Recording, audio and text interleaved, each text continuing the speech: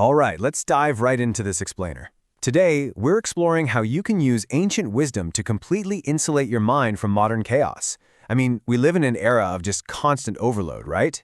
But what if you could unlock something called the unfuckwithable triad? We're going to break down the profound, time-tested principles of Taoism, Stoicism, and Minimalism, and see exactly how combining them builds an absolute fortress for your mind. I want you to really think about this for a second. Imagine a life where external chaos literally no longer dictates your inner peace. A life where the relentless noise of the world just kind of fades into the background and you move with absolute purpose and clarity. Picture yourself completely untethered by modern anxieties, the opinions of other people, and that endless pressure to constantly consume and achieve. Is this actually possible? Absolutely. It's not some distant, unattainable ideal. It's a highly practical state of being that you can systematically build by stripping away the excess and reclaiming total control of your focus. So, here's our roadmap for synthesizing these timeless philosophies. We'll start with the unshakable life, then look at Taoism, flowing with life, followed by Stoicism, fortifying the mind. After that, we'll dive into minimalism, stripping the excess, before bringing it all together in the unfuckwithable triad. Section 1. The Unshakable Life. Let's look at exactly how to combat the overwhelming noise of our modern world. Moving right along to Section 2. Taoism, flowing with life.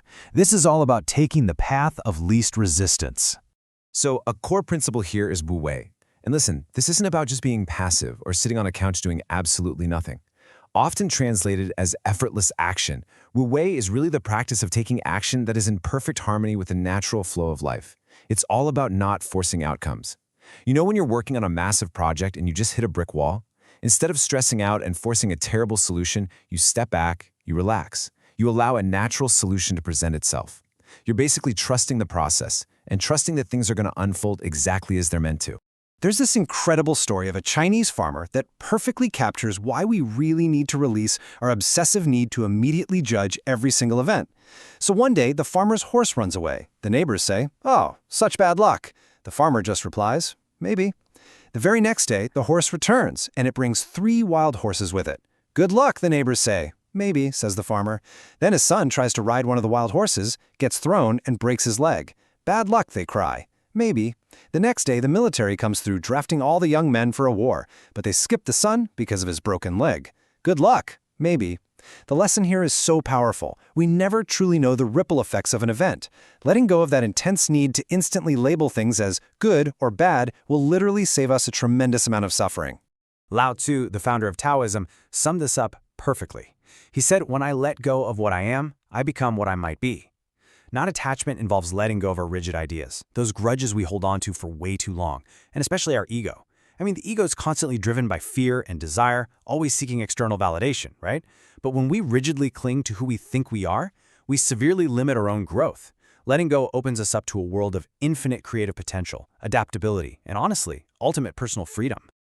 All right, Section 3. Stoicism, fortifying the mind. Let's look at how this builds a completely impenetrable mental architecture. This brings us to the dichotomy of control. This framework from the philosopher Epictetus acts as an instant anxiety reducer. It works by directing our energy only toward our own responses. Notice the really hard line drawn here.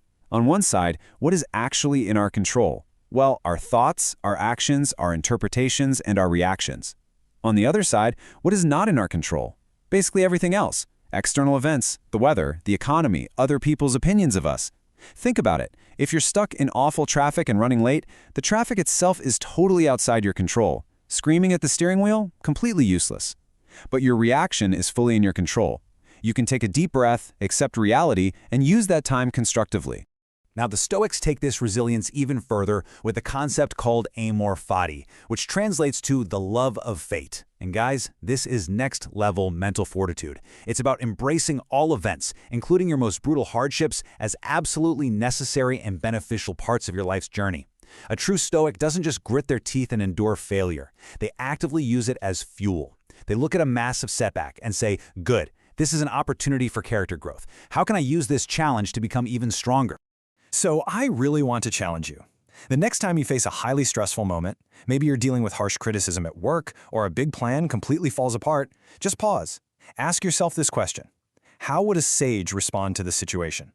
In Stoicism, a sage is the ultimate ideal of wisdom and virtue. A sage wouldn't react with panic, anger, or defensiveness. They would remain composed, they'd look for the lesson, and they'd respond with measured, thoughtful action. Channeling that sage-like energy instantly elevates your response to literally any crisis. Which brings us to Section 4, Minimalism, Stripping the Excess. As Leonardo da Vinci so brilliantly noted, simplicity is the ultimate sophistication. Now, we need to clarify something right off the bat. Minimalism isn't just some superficial aesthetic where you own exactly 3 shirts and sleep on a mattress on the floor. That's a huge misconception. True minimalism is the highly intentional promotion of the things you value most and a ruthless removal of everything that distracts you from them. It frees you from the exhausting treadmill of consumerism so you can actually live deliberately and intentionally. So let's look at some highly actionable steps to reclaim your time, your space, and your mental energy from a culture that desperately wants to steal it. First up, digital decluttering. Cut your input volume, unfollow the noise, and ruthlessly protect your attention. Second, managing your time and commitments. You gotta treat your calendar like sacred territory and really learn the power of a clean, unapologetic no. Third, removing physical clutter. Science actually shows that a cluttered physical space directly spikes your cortisol and stress levels, which is crazy. And finally, valuing experiences over possessions. We're talking about investing in memories and personal growth, rather than just buying more things that are eventually going to gather dust. And that leads us to our final section, Section 5, the Unfuckwithable Triad. Just look at how beautifully these 3 frameworks lock together. It's like a giant puzzle. Taoism is the water. It teaches you the art of letting go, trusting the process, and not forcing outcomes. Stoicism is the fortress. It teaches you incredible endurance, focusing only on what you control and turning adversity into fuel. And minimalism, that's the blank canvas. It teaches you to simplify your physical and mental space by stripping away the non-essential. This right here is the master concept. The ultimate goal is a life untethered by anxiety, where external chaos simply no longer dictates your internal peace. By balancing this rule of 3, you're essentially creating a massive, impenetrable protective shield against the relentless demands of modern life. Think about it. If you feel overwhelmed by obligations, you apply minimalism to simplify. If you face a sudden crisis, you apply Stoicism to endure. And if things just aren't going your way despite your absolute best efforts, you apply Taoism to let go and flow. So, as we bring this explainer to a close, I want to leave you with one very direct and honestly provocative question to ask yourself right now. What is one thing you can let go of, take control of, or simplify today? You have the tools now. You have the ultimate mental operating system. Now it's time to empower yourself and actually apply it. Thank you so much for joining me on this journey, and I highly encourage you to take these ancient philosophies and start building your own unshakable life. See you next time.